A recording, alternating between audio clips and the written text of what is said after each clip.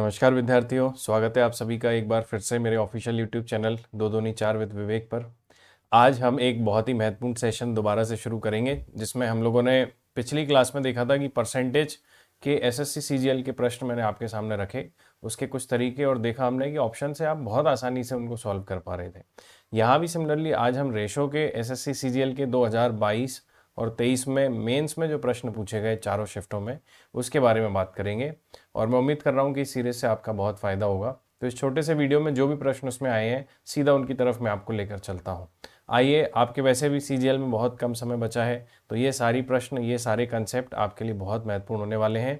चलिए सीधा रेशो की पहले अवधारणा थोड़ी सी समझते हैं और फिर जो है वो आगे इसमें बढ़ेंगे। सीधा प्रश्नों की तरफ मूव करते हैं। चलिए देखिए, जैसे पहला सवाल आपकी स्क्रीन पर है कि अगर आपसे कहा गया है कि यहाँ पर कि the ratio of incomes of two employees is 7:4, मतलब दो एम्प्लॉइज हैं हमारे पास, उनकी इनकम का जो रेशियो है वो 7:4 आपको दिया गया है।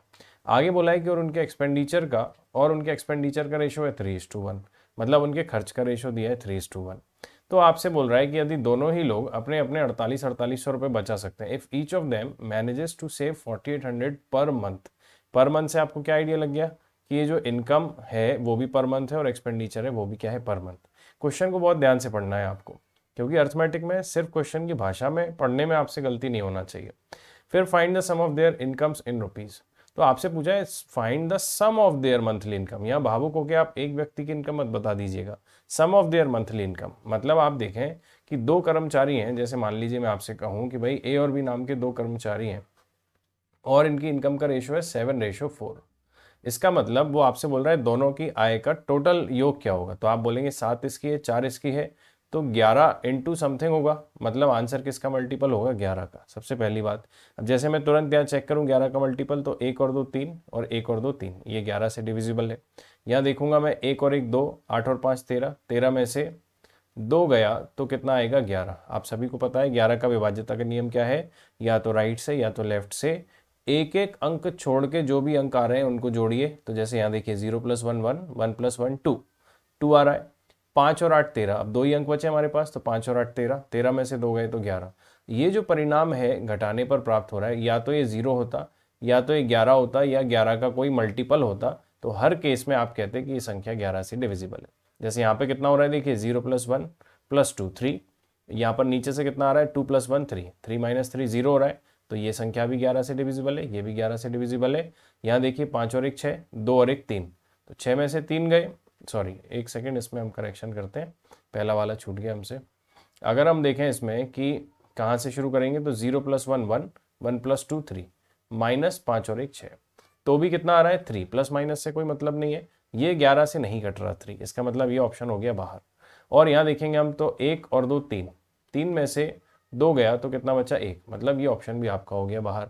तो ऑप्शन या तो डी सही है या तो सी सही है। पहली बात, जब भी आपके पास समय कम है, क्योंकि अब आपके मेंस में आपको पता है कि 1 घंटे में, या प्री में भी कई बार 1 घंटे में 60 क्वेश्चन सॉल्व करने। अब बच्चा 60 क्वेश्चन 1 घंटे में मैथ और रीजनिंग के सॉल्व कर रहा है और उसका लेवल इतना बढ़िया तरीके से पूछा जा रहा है, तो कुछ क्वेश्चन में मान लीजिए समय कम है, तो आपने 2 ऑप्शन तुरंत एलिमिनेट कर दिए, तो कम से कम 2 ऑप्शन में ज़रूरत पड़ने पर आप एक ऐसा ऑप्शन टिक कर सकते हैं रैंडमली, तो 50% चांस तो बनेगा सही होने का। आप ऐसा मत सोचिएगा कि मैं आपको तुक्का लगाना सिखा रहा हूँ, बट जब मरता क्या ना करता वाली स्थिति आती है, तब ये सारी चीज़ें हमारे काम में आती हैं। एनीवेज, तो एक चीज़ हमने देखा कि ऑप्शन से हमने 2 ऑप्शन को एलिमिनेट कर पाए। अब इसका एक्चुअल मेथड क्या होगा, देखिए आइए उसको समझते हैं। तो आप क्या कहेंगे कि ए और बी, मान लेते हैं ए और बी नाम के दो व्यक्ति हैं, ये कितना कमा रहा है 7, ये कितना कमा रहा है 4, और ये है आय मतलब इनकी इनकम की बात हो रही है। और इनकम में से आपको पता है एक्सपेंडिचर मतलब खर्चे की बात भी की गई है, उसने खर्च कितना दिया है, देखिए उसका अनुपात 3:1, सही है। और उसके बाद बचत, भाई जैसे आपके पास 100 रुपये थे, 100 रुपये में से यदि आपने 40 रुपये खर्च कर दिए, तो 60 रुपये आपकी बचत है कि नहीं। आप बोलेंगे बिल्कुल है। तो बचत का कंसेप्ट यही तो होता है कि इनकम में से एक्सपेंडिचर घटाइए तो क्या आती है, आपकी सेविंग आती है। आपको इसको सिंपल क्या करना है, देखिए अगर आप यहाँ रेशो में एक कोफिशिएंट तो आपने यहाँ लगा लिया x, अगर आपने यहाँ y लगाया तो आपका समय बर्बाद होगा अननेसेसरी। मैं आपको एक नॉर्मल चीज़ और बताता हूँ, थोड़ा सा गौर करना। अगर आपके पास 100 रुपये थे, इसी बात को ध्यान से समझना, और आपके पास 60 रुपये जेब में बचे हुए हैं, आपके पास 100 रुपये थे, आपकी इनकम 100 रुपये थी और आपके पास 60 रुपये बचे हुए हैं, इसका मतलब आपने खर्च कितने रुपए किए, तो आप बोलेंगे 40 रुपये खर्च किए। तो क्या मैं ये भी कह सकता हूँ कि इनकम में से मैं यदि बचत को घटा दूँ तो खर्च आ जाएगा, मेरा एक्सपेंडिचर आ जाएगा? तो आप बोलेंगे बिल्कुल। इससे फायदा क्या होगा, इससे यहाँ पर ये प्रश्न एक ही वेरिएबल में सॉल्व हो जाएगा। देखिए कैसे हो जाएगा, अब वो थोड़ा सा आप देखिए। जैसे मान लीजिए मैं यहाँ क्या लिखूंगा, जैसे इनकम, एक की इनकम कितनी है 7x, कितनी है एक की इनकम 7x। इस 7x में से यदि हम लोग माइनस करते हैं, आय में से क्या माइनस कर दूं मैं, इसकी बचत। कितने रुपए की बचत है, दोनों की 4800 रुपये है। तो यदि मैं इसकी बचत 4800 रुपये माइनस कर दूं, सिमिलरली मैं बी की इनकम में से बी की बचत माइनस कर दूं, तो ये बन गया इनकी खर्च का रेशो। ए के खर्च का रेशो बी के खर्च का रेशो बराबर होगा इनके खर्च के रेशो के। और खर्च का रेशो कितना दिया है, 3:1। इसका मतलब आप गणित में, आप अरिथमेटिक में देखिए, जब भी आपको कुछ ना समझ में आए आप तुरंत क्या बनाइए, एक इक्वेशन, एक समीकरण। ये समीकरण बन गई अपनी। अब आपको क्या करना है, सिर्फ क्रॉस मल्टीप्लाई। तो देखिए 1 का इंटू 7 में होगा प्लस का 7x आएगा, 4 का इंटू 3 में होगा प्लस का 12x आएगा, प्लस का 7x उधर जाके माइनस का 7x होगा। या मैं चलिए लिख के बताता हूँ आपको, नहीं तो एक दो को हार्ट संबंधी समस्याएं हो सकती हैं। 3 इंटू 4 कितना होगा, 12x माइनस 4800। अब देखिए ये 12x प्लस का है, ये 7x प्लस का है, तो क्या होगा, 7x उधर जाके माइनस हुआ तो कितना आएगा, 5x। बराबर में देखिए ये 4800 इंटू 3 होगा यहाँ पर। तो 4800 इंटू 3 को आप 4800 इंटू 3 ही लिखा रहने दीजिए, नहीं तो बच्चे क्या करते हैं, 48 इंटू 3 यहाँ पर कर लिया सॉल्व, फिर उसको उधर ले गए, उसको 4800 में से माइनस किया। अरे भाई 4800 यहाँ 3 बार है, 4800 वहाँ 1 बार है, तो 4800 कितनी बार बचेगा, आप तो ये बताओ मुझे। आप बोलोगे 2 बार बचेगा। इतना रखो आप, मुझे पता है कि बहुत जोर से कैलकुलेशन आती है हमको, बट इसको कंट्रोल करके रखेंगे आप। तो x की वैल्यू कितनी आई, 4800 इंटू 2/5, यही आई कि नहीं। अब आपसे क्या पूछा जा रहा है, दोनों की मासिक आय का योग क्या होगा, सम। तो आप बोलेंगे 7x ये कमा रहा था, 4x ये कमा रहा था, मतलब ये लोग कितना कमा रहे थे, 11x। और आप 11 इंटू एक्स का वैल्यू रखिए उठा के, 4800 इंटू 2/5। अब आप 5 से काटेंगे, 5 9 45, 960। 960 का डबल या 11 का डबल 22 होता है, 22 छंग 132, 22 छंग 132 होता है दोस्तों। यूनिट डिजिट आ रहा है 2 0 के बाद। ये ऑप्शन हो चुके थे मेरे बाहर, यूनिट डिजिट 2 है क्या, नहीं है, मतलब यही मेरा उत्तर है, डी आंसर है इसका। या फिर हम देखें कि जैसे 11 इंटू 960 इंटू 2 करना है, तो आप कोई दिक्कत नहीं है, समय की बर्बादी कर सकते हैं हम, कोई दिक्कत की बात नहीं है। यदि हमें पूरा कैलकुलेट करना है तो हम पूरा भी कैलकुलेट कर सकते हैं। देखिए 11 इंटू 960 इंटू 2, 96 का डबल कितना होता है, 192। 1920 इंटू 11, 11 दूनी 22, 11 नंबर 99 और 2 101, हासिल आई 10, 11 एकम 11 और 10 21, और 10 ये वाला हमने यहाँ लिख दिया। 2110 इस सवाल का उत्तर हुआ। उम्मीद करता हूँ आपको समझ में आई होगी ये बात कि कैसे हम इनकम में से बचत को माइनस कर रहे हैं तो भी हमें क्या प्राप्त हो रहा है, खर्च प्राप्त हो रहा है। चलिए आगे चलते हैं अगले प्रश्न की तरफ। देखिए एक और क्वेश्चन आपसे पूछा गया सीजीएल की शिफ्ट में कि the marks obtained bye Rajesh, Rakesh and Ramesh in an exam is 249। कितने रेशो में है, 249 में। कौन कौन है, राजेश, राकेश और Ramesh. What are the marks obtained by Rakesh and Ramesh if Rajesh scored 30 marks. बस आपको इसको लिखना सही से और कुछ भी नहीं। भैया 3 लोग हैं, एक लड़के का नाम है राजेश, एक का नाम है राकेश और एक का नाम है रमेश। ठीक है, एक का नाम है राजेश, एक का नाम है राकेश और एक का नाम है रमेश। तो यदि ये रमेश नाम का लड़का है, ये रहा रमेश हमारा, कहाँ है भाई रमेश, देखो जरा बुलाओ इसको, रमेश सही है। अब देखिए राजेश, राकेश और रमेश की जो इनकम है उसका रेशो कितना है, अंकों का रेशो कितना है, 2 4 और 9। अब इसमें से किसके दिए हैं, राजेश के। तो इससे आसान सवाल तो पूछ ही नहीं सकता वो। राजेश की भाई 2 है करस्पॉन्डिंग वैल्यू और उसके अंक हैं 30, तो 2 की वैल्यू 30 है तो 1 की वैल्यू क्या होगी, 15। सही है, 1 की वैल्यू 15 है तो रमेश की कितनी हो गई, 15 इंटू 9 कितना हो गया, 135, और 15 इंटू 4 कितना हो गया, 60। तो राकेश के हैं 60, रमेश के हैं 135। इसमें तो मतलब क्या ही डिस्कस करूँगा, आपके राकेश के हैं 60 और रमेश के हैं 135। तो क्या आंसर हो गया, डी आंसर हो गया। कोई समस्या है इसमें, बहुत आसानी से आपने इसको सॉल्व किया। चले आगे अगले प्रश्न की तरफ। चलिए आइए जरा अगले क्वेश्चन की तरफ हम लोग मूव करते हैं।